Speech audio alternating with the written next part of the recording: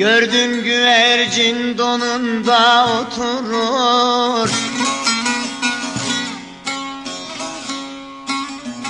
gördüm seyreyledim Hacı Bektaş'ım Elamur. Esasini Horasan'dan getir, Elaman, Elaman, Elaman. Gördüm seyreyledim Hacı Bektaş'ı, Elaman, Elaman.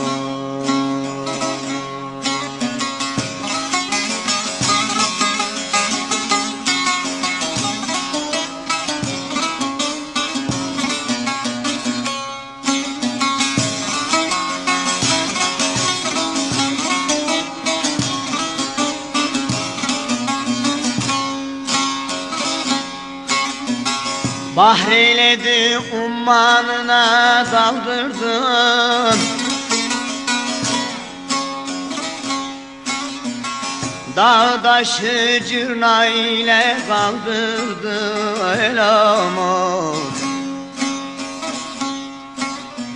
12 öküzü bir kazana doldurdu, Elaman, Elaman, Elaman. Gördüm seyreyledim Hacı Bektaş'ı, Elaman, Elaman.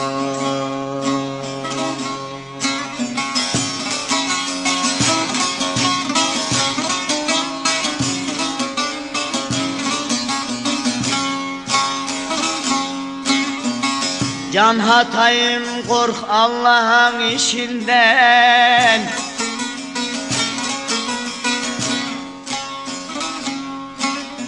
uğradım geçtim delikli taşından Elamur. Tas almış eline serçeşmenin başından, Elaman, Elaman, Elaman. Gördüm seyreyledim Hacı Bektaş'ı, Elaman, Elaman.